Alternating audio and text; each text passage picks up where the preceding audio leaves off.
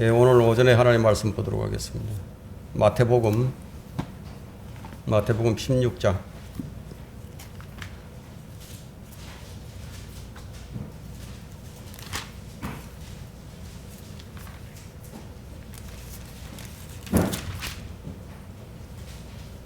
13절부터 20절까지 보겠습니다.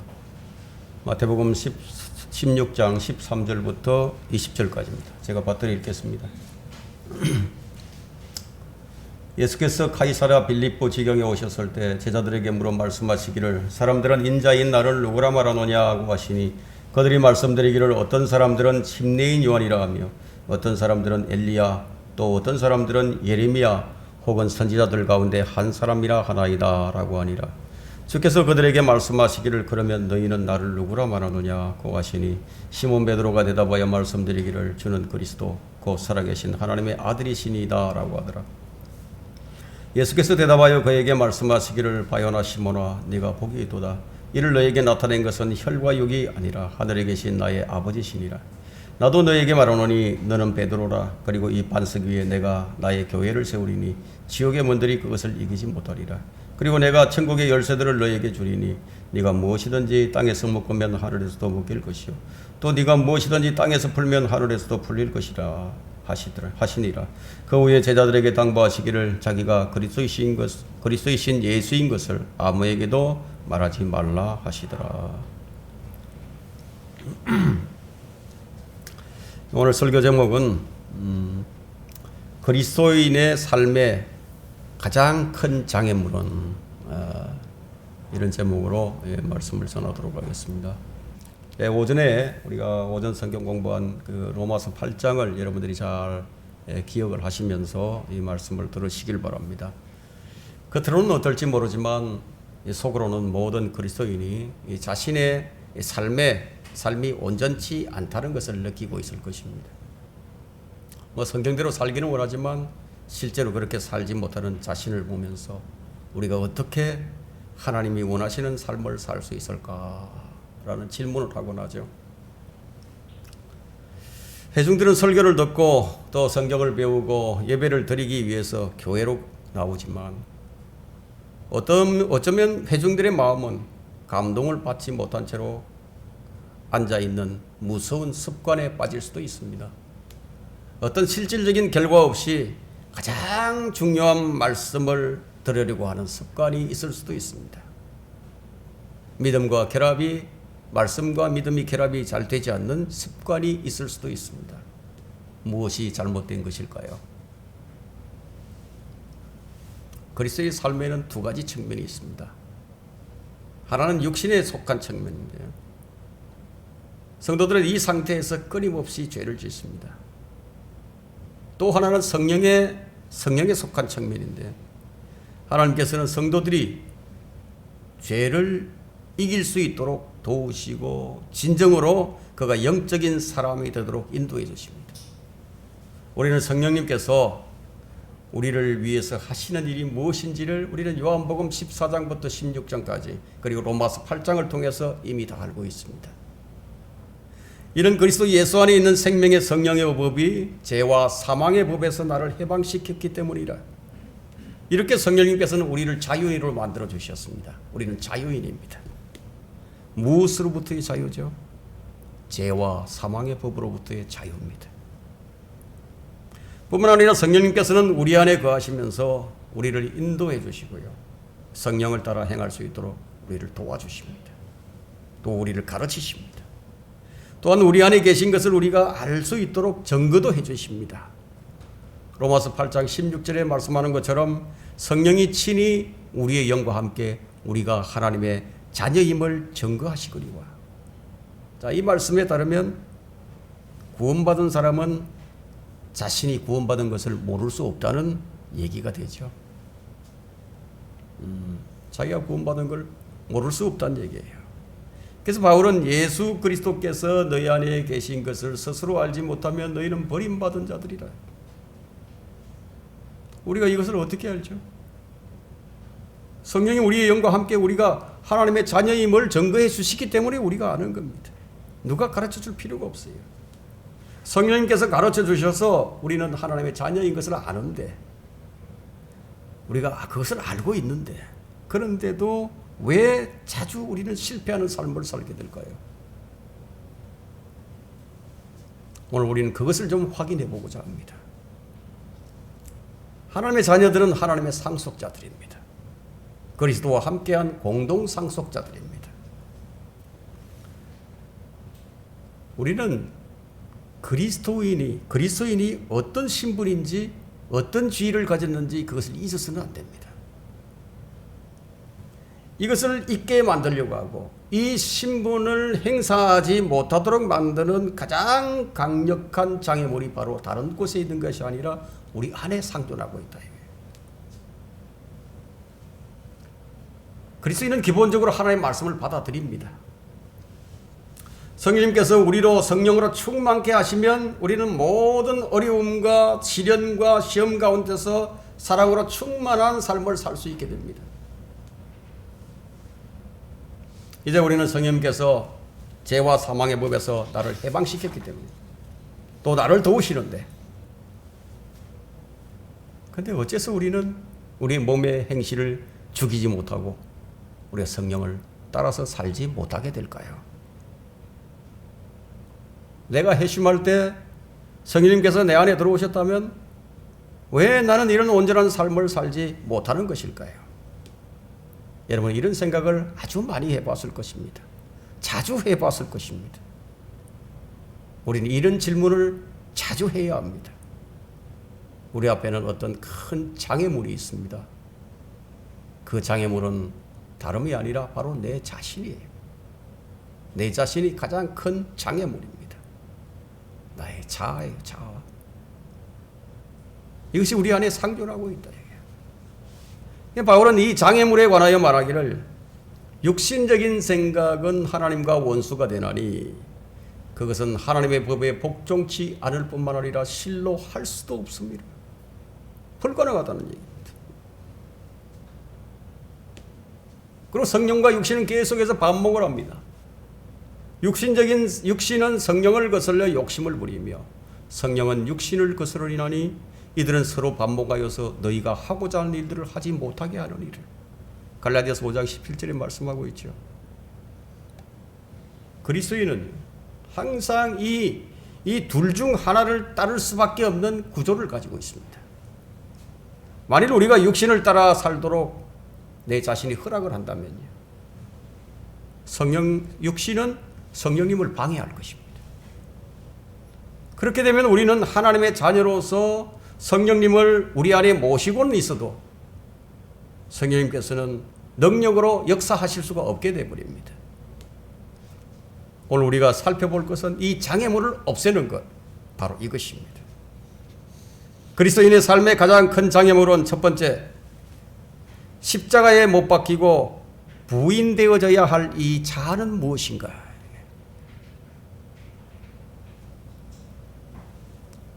성령을 따른다는 것은 예수님을 따르는 것이에요.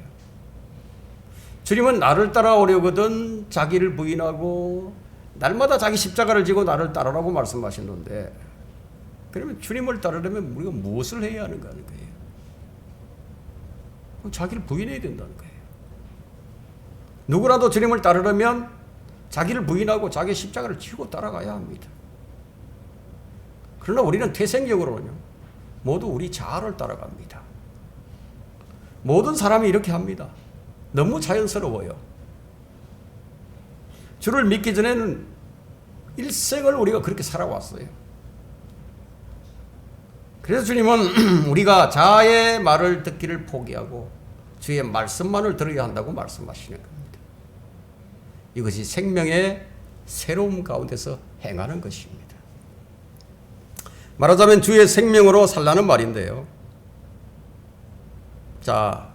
이 부분에 있어서 방해하는 것이 있어요. 이 방해하는데 부채질하는 것이 있다. 주님은 자기 제자들에게 물으셨어요. 사람들이 나를 누구라 하더냐. 어떤 사람은 침례인 요한이라고, 어떤 사람은 엘리야, 어떤 사람은 예레미야 혹은 선지자들 가운데 한 사람이라고 하더이다.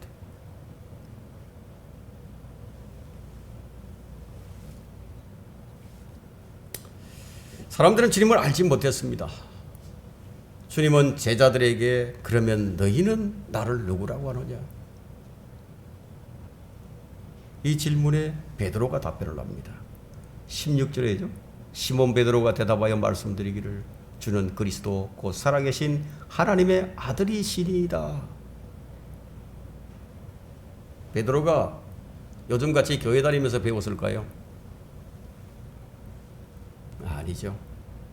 주님은 하나님의 아들로서 이 땅에 사셨지만 사람들은 그분을 알아보지 못했습니다. 그런데 베드로는 아주 놀라운 답변을 냅니다. 자, 그 답변을 들으신 주님은 바요나 시몬아 네가 복이 있도다. 이를 너에게 나타낸 것은 혈과 육이 아니라 하늘에 계신 나의 아버지시니라.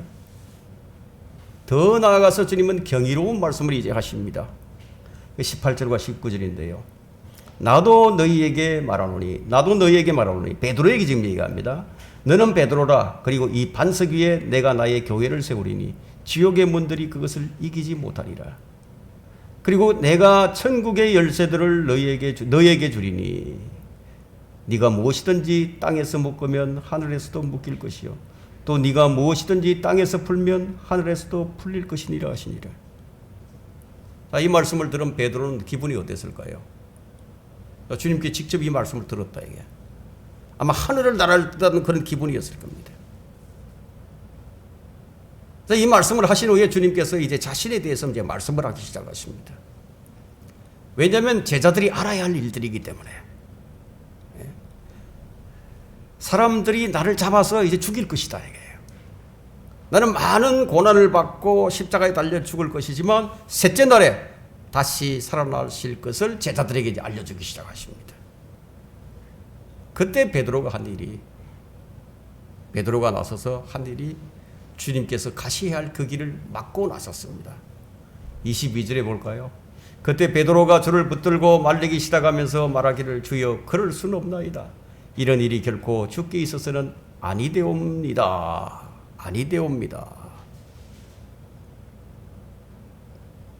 이것이 혈과 육의 생각입니다.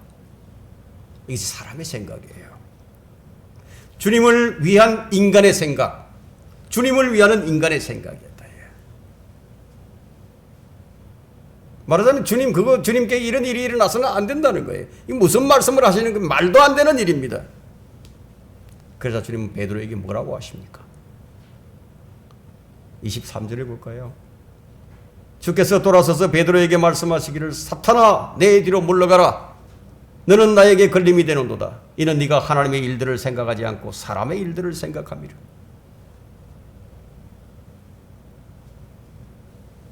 이쯤 되면 여러분은 혈과 육에서 나오는 생각들이 무엇인지를 아마 이해를 했을 겁니다. 조금 전까지만 해도 최고의 찬사를 받았던 이 베드로가 이번엔 최악의 상태로 전락해 버렸어요. 사탄아 내 뒤로 물러가라. 베드로는 지금 최악의 상황입니다. 하늘에서 지옥으로 뚝 떨어져 버린 것이죠. 그런데 그분 주님께서 하신 말씀이 너를 그렇게 가르친 자가 사탄이라고 말씀하시는 거예요. 자, 조금 전까지만 해도 아버지 하나님께서 가르치신 것을 베드로가 말을 했는데 이제는 사탄이 가르친 것을 지금 말을 한다 이거예요. 이게 무엇을 나타내는지 아십니까? 사람이 구원받고 회심한 후에도요 이런 삶을 산다는 거예요. 참 놀랍지 않습니까? 베드로에게 하나님의 영이 역사했지만 마귀도 역사했다.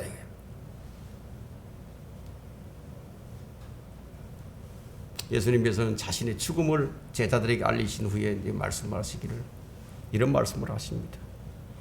24절에 그때 예수께서 제자들에게 말씀하시기를 누구든지 나를 따라오려거든 자기를 부인하고 자기 십자가를 지고 나를 따르라. 이 말씀의 의미가 무엇입니까? 나만 죽어야 하는 것이 아니라 너희도 죽어야 된다. 나만 죽는 것이 아니라 너도 죽어야 된다. 나만 십자가 지는 것이 아니라 너도 십자가를 져야 된다. 여기서 누구든지 했죠. 누구든지 누구든지는 주님을 따르는 모든 사람들을 일컫습니다. 모든 사람들이다. 베드로는 크게 실망을 했죠. 그는 주님의 칭찬으로 인해서 하늘 높은 줄 모르고 올라갔다가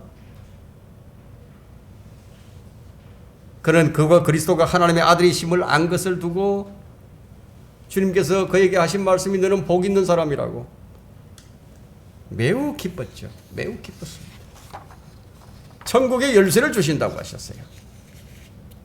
땅에서 풀면 하늘에서도 풀리고 땅에서도 묶으면 하늘에서도 묶이는 이런 권세를 주신다는 말을 들었는데 근데 더 큰 칭찬을 받을 줄 알았는데요. 그게 아니라 네 사람의 생각을 하고 사탄아 내 뒤로 물러가라. 이 최고의 실망스러운 그런 책망을 듣게 됩니다. 베드로가 왜 이런 실망스러운 말씀을 들었어야 할까요? 성령님의 가르침을 받지 않았기 때문이죠. 자기의 생각을 포기하지 않았기 때문이에요. 베드로는 그리스도의 왕국에 대한 많은 것들을 듣고 알고 있었지만 그리스도의 십자가에 대한 믿지 않았어요. 이것이 우리에게 무슨 교훈을 주느냐는 거예요. 많은 그리스도인들이 그리스도에 관하여 경이롭고 아름다운 것들은 아주 긍정적인 것들은 참 잘 믿지만 그 무엇보다도 중요한 자기를 부인하고 자기 십자가를 지고 주님을 따라가는 것, 주님과 함께 십자가에 못 박히는 이런 부정적인 것은 매우 싫어합니다. 자연 발생적으로 이해 타산이 참 빠른 것을 알 수 있는데요. 예수님은 베드로를 가르치셨던 것처럼 우리가 예수님을 이해하고 그분을 즐거워하는 것을 방해하는 것들이 무엇인지를 가르쳐 주시는 거예요. 또한 이 문제를 우리가 어떻게 처리해야 할지도 가르쳐 주신다는 거예요. 우리는 여기서 이 자아에 관해서 좀 알아야 합니다. 이 자아가 무엇인가 하는 거예요. 주님께서 왜 자신을 부인하라고 하시는 거예요. 이게 무슨 의미가 있는 것인가 하는 겁니다. 베드로는 자기를 부인하는 대신에 예수님을 부인해 버렸습니다. 나는 저 사람을 모른다고. 나는 저 사람과 아무런 상관이 없다고. 정말 모른다고 3번이나 맹세까지 하면서 부인을 해버렸다. 화를 벌컥 내면서 부인을 해버렸다. 주님은 베드로에게 가르치신 것이 무엇입니까? 자기를 부인하는 거예요. 네가 부인해야 할 것은 네 생명이다. 네 자신이라는 거죠. 네 의지다. 이것을 가르쳐 주신 거예요. 25절을 볼까요? 누구든지 자기 생명을 구하고자 하면 잃을 것이요 누구든지 나를 위하여 자기 생명을 잃으면 얻으리라. 주님께서는 베드로에게만 지금 이 말씀을 하시는 것이 아니라 이 대상을 더 확대시켜서 누구든지 모든 사람들에게 확대시켜버립니다. 그렇다면 이 자아는 어디서 왔을까요? 이 자아. 모든 피조물들이 자아를 다 가지고 있는데요. 하나님께서 이 자아를 만드셨어요. 하나님께서 나에게 스스로 결정할 수 있는 능력을 주셨어요. 내가 원하는 것을 스스로 결정할 수 있게 해주신 거예요. 내가 날마다 하나님께 나아가고 나를 충만케 하시도록 하나님께 내 자신을 드리고 또 하나님을 갈망함으로써 내가 받을 복이 무엇인지를 발견하고 하나님의 충만하심을 받도록 그렇게 해주셨다. 그러나 문제가 무엇이었습니까? 죄가 파멸을 가져다 주었죠. 자, 이 세상이 있기 전에요. 이 세상이 있기 전에 어떤 일들을 여러분들에게 말씀드리고자 합니다. 하나님의 빛나는 보좌 주위에는 하나님의 아들들인 천사들이 있었어요. 그리고 가까이에는 그룹들이 있었습니다. 스랍들이 있었습니다. 그런데 그 보좌를 듣고 있는 그룹이 하나님께서 주신 자신의 아름다움에 경탄을 해버렸습니다. 그는 자신을 흠모하게 되었고 교만이 그의 마음을 덮어버렸습니다. 그는 자신을 하나님으로 여겼습니다. 그러나 하나님 바라보기를 거부하고 자기를 바라보았습니다. 그는 스스로 결정을 합니다. 하나님께 복종하는 것은 옳지 않아. 이것이 이사야 14장 12절에서 15절에 기록이 되어 있습니다. 결국 그는 셋째 하늘에서 쫓겨났고 그는 마귀가 되었습니다. 이것이 바로 그의 자아가 한 짓이에요. 그는 하나님을 따르는 데서 돌이켜서 자신을 따름으로써 타락을 해버렸습니다. 이처럼 자아를 타락하게 만들었다 이게요. 그 후 하나님께서 사람을 창조하셨어요. 그 사람을 통해서 자신의 영광을 드러내도록 하셨습니다. 하나님께서도 사람에게 동일하게 자아를 주셨어요. 하나님께서 사람에게 복을 주셨습니다. 그리고는 선과 악의 지식의 나무를 동산 한가운데 두고 사람을 시험하셨습니다. 그것을 먹는 날에는 반드시 죽는다. 무엇의 시험이었습니까? 자아의 시험이었어요. 마귀는 이때 이브에게 다가와서 유혹을 합니다. 무엇으로 유혹을 할까요? 신들과 같이 된다. 말하자면 너도 하나님처럼 될 수 있다. 탐욕과 교만을 넣어주죠. 이분은 자기가 먹고 난 후에 아담에게도 이 실과를 먹게 했습니다. 그러자 자아가 하나님을 대적해서 일어났습니다. 그들의 자아는 하나님께 등을 돌려버렸고 애석하게도 아담의 모든 후손은 아담이 가진 본성을 가지고 태어나게 되어 있습니다. 그래서 우리 안에는 하나님을 대적하는 옛 본성, 아담의 본성이 있습니다. 우리에게는 하나님을 대적하여 자신을 높이는 악한 본성이 들어 있습니다. 인류의 모든 역사는 사람이 사람을 대적합니다. 각 사람은 자신을 다른 사람들보다 높이는 것으로 점철되어 있습니다. 어떤 사람은 더 큰 능력을 갖기를 원하고요. 어떤 사람은 더 많은 학식을 갖기를 원하고요. 어떤 사람들은 더 많이 갖기를 원하고 더 많은 쾌락을 누리기를 원합니다. 달리 말하자면 이 자아는 가장 큰 우상이에요. 이 자아는 자신을 다스리는 왕입니다. 이 악한 자아를 발견하고 바울과 같이 나는 비참한 사람이로다. 누가 이 사망의 몸에서 나를 구해낼 것인가?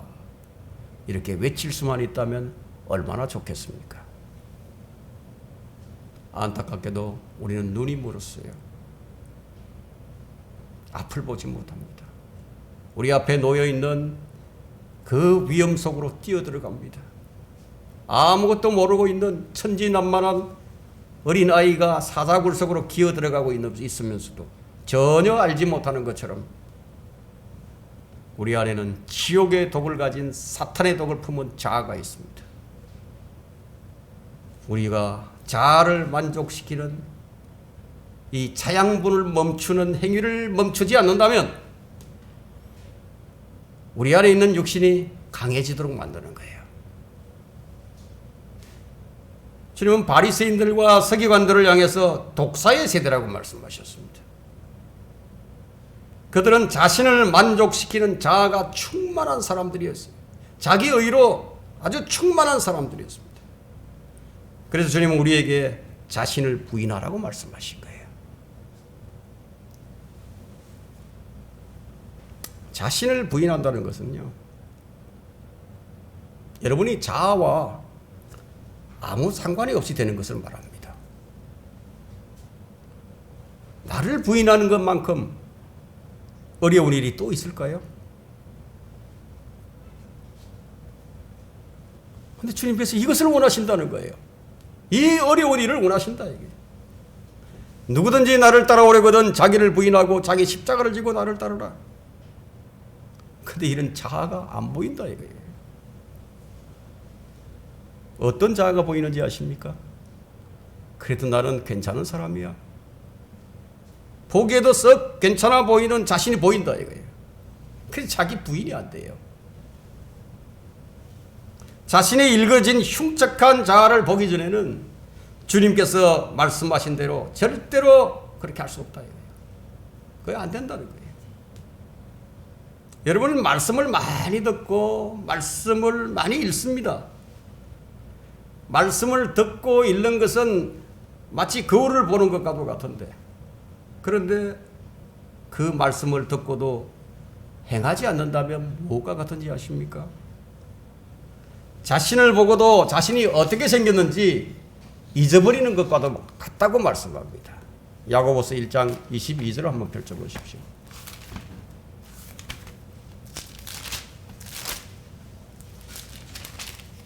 야고보서 1장 22절부터요. 그러나 너희는 말씀을 행하는 자가 되고 단순히 듣기만 하는 자가 되어 자기 자신을 속이지 말라.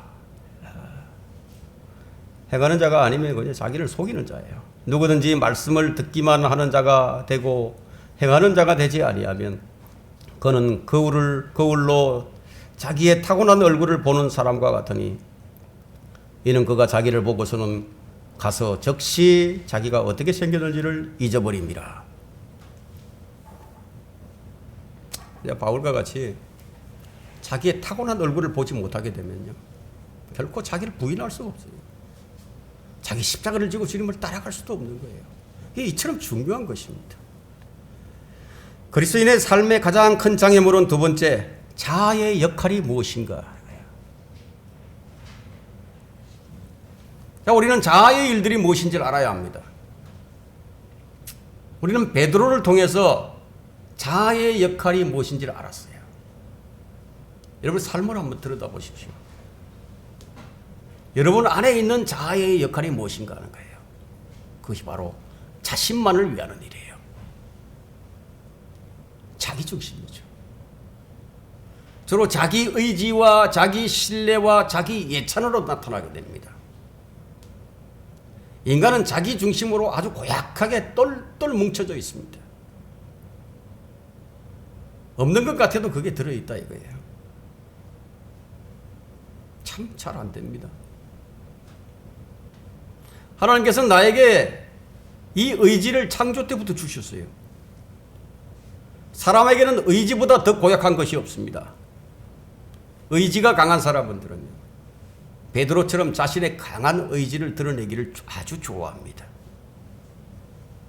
그러나 그것이 깨트려지기까지는 베드로는 참된 제자의 삶을 살 수가 없었어요. 의지는 강해야 하지만 하나님 앞에서는 깨트려져야 할 것이에요. 의지는 하나님을 섬길 수 있게 하는 큰 힘입니다. 하지만 의지가 하나님께 포기되어지지 않는다면 마귀는 그 의지를 움직이게 됩니다. 강한 의지는 강한 의지대로 움직이고요, 약한 의지는 약한 의지대로 사용을 합니다. 자만심을 갖게 만들기도 하고요, 의기소침하게도 만들어줍니다. 베드로를 한번 보세요. 자아가 의지를 계속 하나님께 죄를 짓도록 하는 힘을 갖게 됩니다.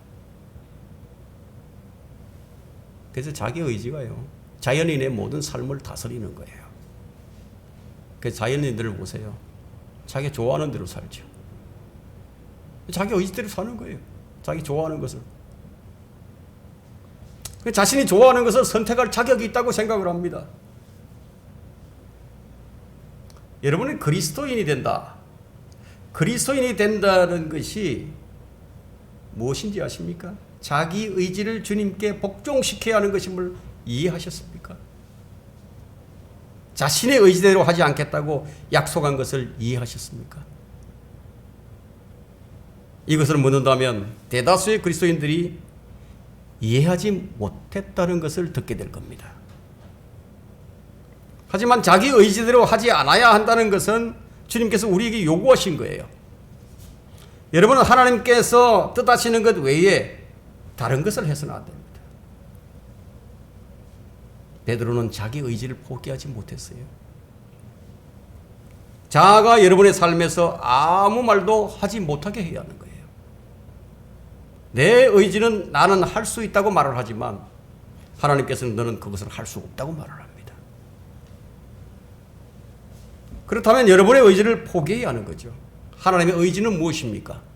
하나님의 의지. 하나님의 마음에 있는 것의 표현이죠. 만일 여러분의 뜻을 포기하고 하나님의 말씀, 하나님의 마음으로 한번 채워보십시오. 채워달라고 기도를 해보십시오. 그럼 여러분은 복된 삶을 살게 될 것입니다. 많은 사람들은 자신이 그리스도인이라고 생각을 합니다. 그러면서 하는 말이 중요한 것은 하나님의 말씀을 따르더라도 어떻게 그 모든 영역에서 그렇게 살 수 있겠는가 이런 말을 하고 나죠. 잊지 말아야 할 것은 우리 자아가 하나님께 대하여 죄를 짓는 모든 죄의 근원이다. 우리의 모든 불행의 원인이다는 거예요. 사람들은 자신을 높이려는 예찬론을 가지고 있습니다. 자기 예찬은 자아의 또 다른 말입니다. 사람의 본성은 자신을 움직이는 이 메커니즘으로 자아를 기쁘게 하려 합니다. 심지어 그리스도인들조차도 하나님을 기쁘시게 하기보다는 자신을 더 기쁘게 하기를 구합니다. 자아가 강해지는 것과 하나님을 사랑하는 것보다 자신을 더 사랑하는 일은 이상한 일이 아니에요. 왜냐하면 그것은 타고난 본성이기 때문에요. 자아에 또 다른 일이 있다면 자기 신뢰입니다. 이것은 베드로가 가장 잘 보여주었습니다. 주님께서 베드로에게 네가 닭이 울기 전에 나를 3번 부인하리라고 말씀하셨는데 베드로는 다른 사람들은 다 주를 버릴지라도 자신만은 절대로 주님을 버리지 않겠다고 호언장담을 했다 이거예요. 그리고 그날 그는 맹세까지 해가면서 주님을 3번 부인했습니다. 어떻게 이런 일이 일어날 수 있습니까? 이것은 자기 신뢰에서 나온 것이죠. 자기 의지를 너무 믿었어요. 자신을 너무 믿은 거예요. 베드로는 주님이 자신이 주님을 부인할 것이라는 것을 믿을 수가 없었어요. 나는 주님을 절대로 부인하지 않는다. 이게. 내가 주님을 부인하다니 믿을 수가 없다. 이게. 그처럼 강한 의지의 소유자가 사실 정말 베드로는 주님을 사랑했어요. 진심으로 사랑했어요. 정말 주님을 위해서 박해를 견뎌냈습니다. 그런 그가 저는 절대로 주님을 부인하지 않을 것이다. 이상하지 않죠? 당연한 거죠. 저는 주님과 함께 죽을 것입니다. 이런 말을 하는 것은 당연한 거예요. 그런데 그것이 자기 신뢰였을 줄이에요. 참 심오하죠. 그는 닭이 울고 난 다음 그는 자신을 봅니다. 비로소 자신을 보는 거예요. 닭이 우니까 주님 말씀이 반짝 생각이 나버린 거예요. 그는 자신을 신뢰했고 자신이 신뢰했던 그 믿음에 걸려 넘어져 버렸습니다. 제가 아는 한 여인이 이런 고백을 했습니다. 그 여인은 수년간 신앙생활을 하면서 자신이 거듭난 줄 알고 있었는데 거듭나지 않은 것이 밝혀지게 되자 다시 복음을 듣고 주님을 믿는다고 고백을 한 사람이었습니다. 그가 하는 말이 다시 주님을 영접하고 난 다음에 하는 말이 이제 설교가 들리기 시작합니다. 주님께서 저를 구원해 주셔서 너무너무 감사합니다. 그랬던 그녀는 주님을 배반하고 마귀에게로 갔습니다.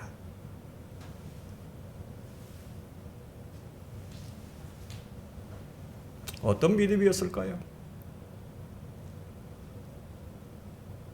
어떤 사람이 말하기를 구원받은 후 구원의 기쁨을 감추지 못하고 즐거워하면서 주님을 섬기고 아주 행복한 시간을 갖고 있었는데 그런데 어떤 때는 마음이 무뎌지고 가라앉는다. 또 왜 그런지 모르겠다고 아주 진솔하게 고백을 합니다. 왜 이런 고백을 하게 되는 것인지 그는 그 이유는 자기를 신뢰했기 때문이었습니다. 그는 자신의 연약함을 잘 알고 있기 때문에 자신을 결코 신뢰하지 않는다고 말할지도 모릅니다. 하지만 그것은 그의 생각이었을 뿐입니다. 만일 정말 그가 그리스도를 신뢰했다면 주님께서는 그를 절대로 넘어지게 방치하지는 않았을 것입니다. 사람들은 자신을 신뢰합니다. 자기를 믿습니다. 자신의 정직이나 자기 정직이나 자기 진심이나 정말 자신을 들여다볼 때 가식이 없어요. 그런 사람들이라도 자신을 신뢰하는 정직과 그 진심의 함정에 빠질 수도 있다는 거예요. 그래서 이 모든 문제가 누구에게서 온 것인가 하는 거예요. 자신에게서 온다. 인간은 누구나도 그리스도를 통하지 않고는 다 죄인이에요. 죄인. 좌절하고 낙심하고 또 염려와 근심하는 그리스도인들은 다 그럴 만한 이유가 있어요. 그리스도를 전적으로 신뢰하지 않았기 때문입니다. 여러분이 그리스도를 신뢰했으면 넘어지지 않을 것입니다. 여러분이 하나님 한 분만을 신뢰하고 자신을 포기했을 겁니다. 여러분은 어떤 기도를 드리고 있습니까? 하나님과 여러분 사이에 끼어들기를 좋아하는 여러분의 자아를 위해서 기도하지는 않습니까? 오 주여 나의 마음을 주께로 돌이켜 주소서. 그리하면 주께로 돌이켜지리이다. 이런 기도가 필요하지 않습니까? 세 번째는 자기 예찬이에요. 세상의 모든 불행의 역사는 교만입니다. 지금 저는 믿지 않는 자연인들을 대상으로 설교하는 것이 아니에요. 믿는 그리스도인들에 관해서 지금 말을 하고 있습니다. 우리의 상태는 매우 위험합니다. 무엇 때문인지 아십니까?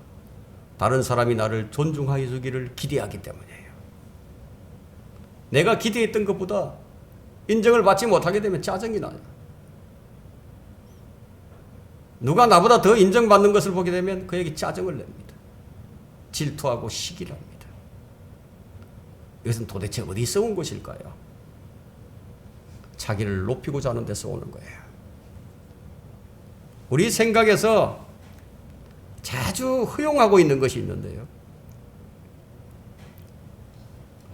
어떤 것인가 하면 나는 이것을 어떻게 다루어야 할지 안다. 나는 알고 있다.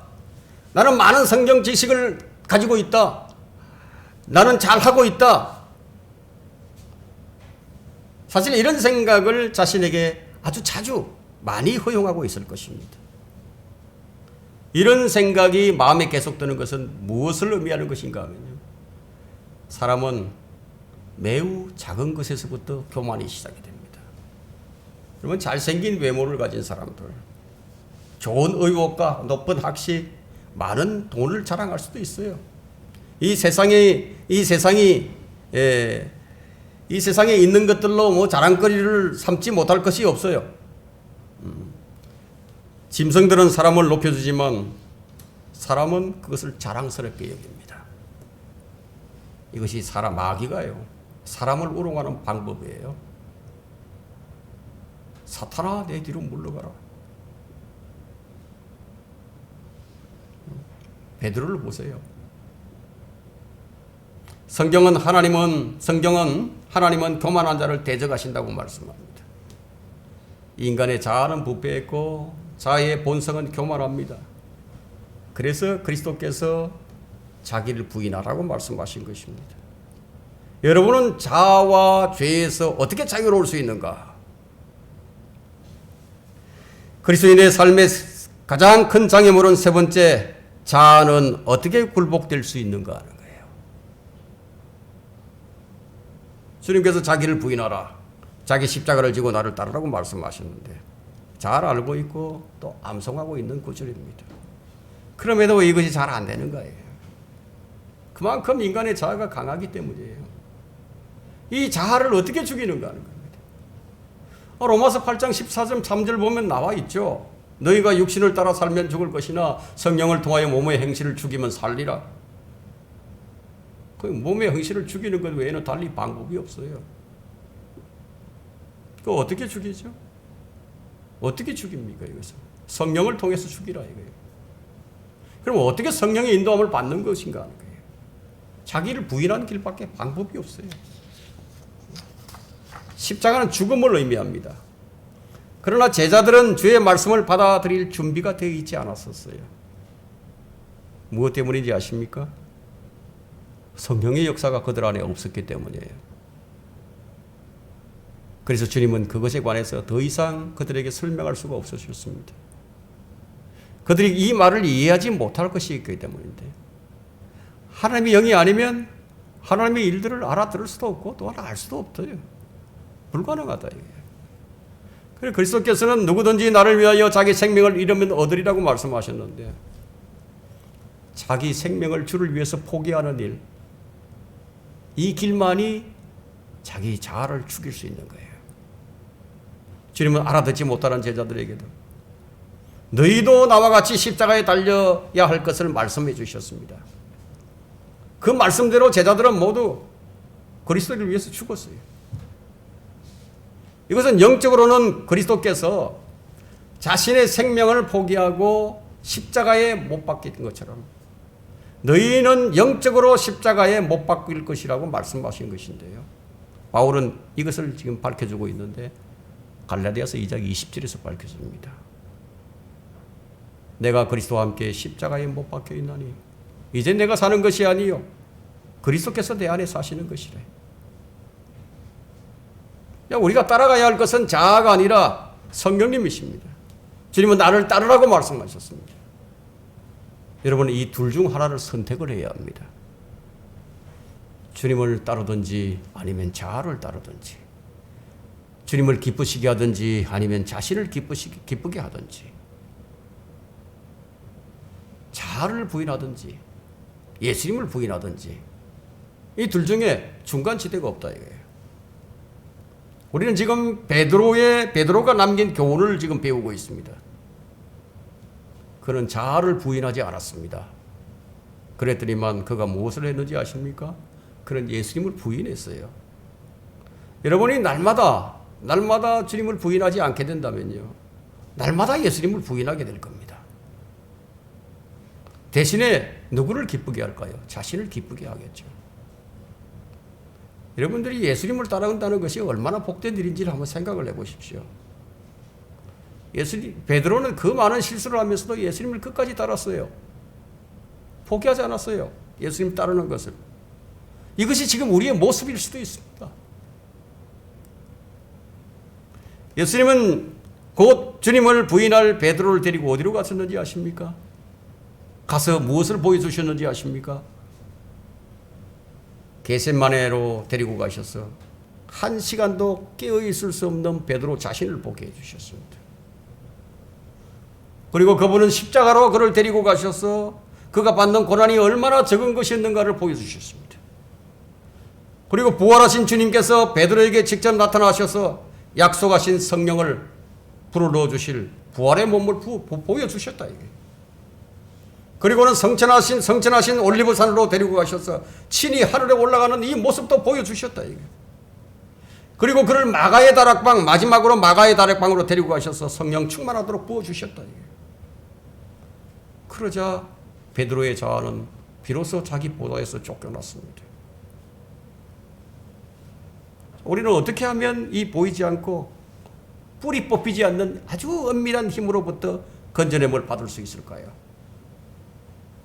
주님은 네 자신을 부인하라고 말씀하십니다.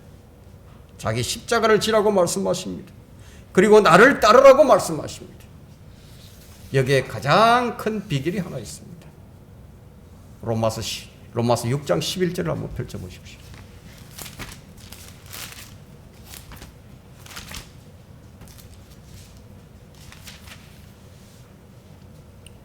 이와 같이 너희도 너희 자신을 정녕 죄에게는 죽은 자요 예수 그리스도 우리 주로 말미암아 하나님께는 산 자로 여기라. 자신을 죽은 자로 여기라 이거예요. 그리스도와 함께 죽은 자로 여기라는 거예요. 그리고 그리스도와 함께 산 자로 여기라는 거예요. 죽은 자는 말이 없어요. 시체는 아무 말도 못하죠. 죽은 자는 아무 일도 할 수 없습니다. 그렇게 되면 그리스도께서 여러분을 다스리기 시작하실 거예요.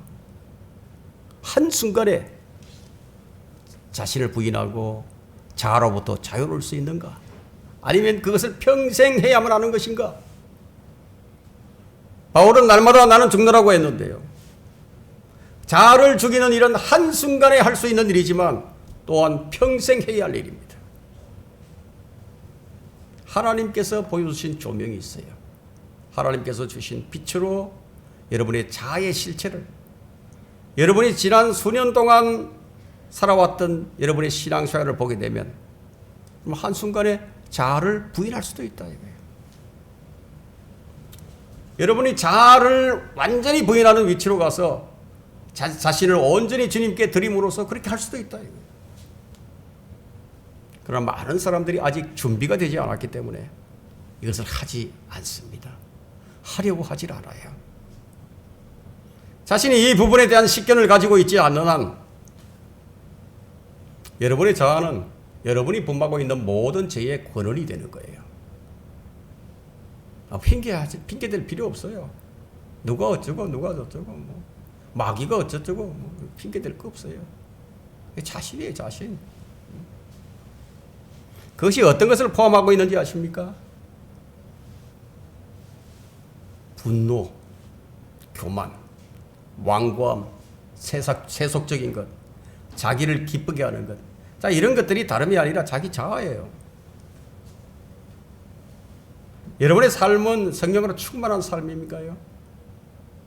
그러나 애석하게도 그렇게 하지 못할 겁니다. 지금 그 원인이 무엇인지를 지금 말을 하고 있는 거예요. 우리 안에는 진들이 나는 악의 뿌리가 있습니다. 이 자아가 얼마나 나쁜 것인지, 이 자아가 내 신앙생활을 어떻게 좌우하는지 여러분 그렇게 크게 신경을 쓰고 있지 않을 것입니다. 저는 많은 성도들과 대화를 해오면서 한 가지 발견한 것이 바로 이것입니다. 자신의 자아에 대해서, 자기 자신에 대해서 그렇게 크게 다루지 않는다는 사실을 발견했습니다. 그것을 알게 하기 위해 이 설교를 지금 하고 있습니다. 만약 여러분이 이 자아에 대해서 정말 깨닫게 된다면, 만일 이 자아를 찍어 죽일 수만 있다면 여러분은 어떤 대가를 치르고서라도 그렇게 하려고 할 것입니다. 하지만 그것은 불가능합니다. 몸의 장막을 벗어날 때까지는 벗어날 수 없는 것이 우리의 자아예요. 그러나 여러분은 그보다 더 나은 일을 할 수가 있다 이거예요. 그것은 여러분이 그리스도 앞에서 자기 자신을 꾸짖는 거예요. 책망하는 거예요. 너 그렇게 하면 안 돼. 책망한다. 예수님께서 광야에서 시험을 받으실 때요, 마귀를 물리친 방법이 있습니다. 무슨 방법인지 아십니까? 자신을 주님께 온전히 맡기는 거, 양도하는 거예요. 위임한다 이게. 주님의 영으로 충만해지기를 갈망하는 거예요. 그럼 주님께서 그렇게 여러분을 만들어 주십니다. 말씀의 결론을 맺도록 하겠습니다. 여러분 가운데 자신에 대해 만족하는 사람이 있거나 자신을 열심히 있는 사람이라고 생각을 한다거나 마땅한 사람은 아니지만 모든 일을 정정당당하게 한다고 생각하는 사람이 있다면 제가 자신 있게 말씀드리는 것은 자기 의가 강한 사람입니다. 그러나 여러분 가운데는 저는 죄가 많은 사람입니다. 죄가 아주 많습니다. 저는 그동안 오랫동안 주님을 많이 부인해 왔습니다. 그러나 지금부터 이제 그렇게 하지 않겠습니다. 저는 열심히 했지만 실패를 했습니다. 이제 그렇게 될 수밖에 없는 그 근원이 무엇인지를 알았습니다. 그런 분들은 지금 이 순간이에요. 주님 앞에 여러분 자아를 내려놓으십시오. 그리고 그리스도께서 내 안에 살고 계신다는 것을 인식해야 하는 거예요. 바울은 그러나 내가 사는 것이 아니요 그리스도께서 내 안에 사시는 것이라. 이제 내가 육신 안에서 사는 삶은 나를 사랑하시어 나를 위해 자신을 주신 하나님의 아들을 믿는 믿음으로 사는 것이라. 바울은 자신이 아니라고 했어요. 철저한 자기 부인이에요. 내가 아니다 이게. 누가 하셨어요? 그리스도께서 하셨다. 내가 아닌 그리스도예요. 자신이 철저하게 죽은 삶이었습니다. 여러분, 이 말씀을 설명하지 못할 수도 있습니다. 그러나 바울이 말한 이 말씀을 믿음으로 받아들이세요. 이전 것들은 다 지나갔는데 그럼에도 여전히 이 자아라는 존재 때문에 옛 생활에서 벗어나지 못하고 주님이 주신 이 자유를 누리지도 못하고 실패에 실패를 연속하면서 그렇게 사는 거예요. 예전에 곧 나의 자아가 사는 것이 아니라 그리스도께서 사시는 거예요. 하나님께서 이 말씀이 무엇을 의미하는지 볼 수 있는 눈과 깨달을 수 있는 마음을 주시기를 바랍니다. 저는. 이것을 보지 못하면 영적으로 성장이 안 돼요. 그리스도가 아니라면 평안도 거룩함도 아무것도 아닙니다. 문제가 무엇입니까? 바로 나의 자아입니다. 말씀을 마치겠습니다.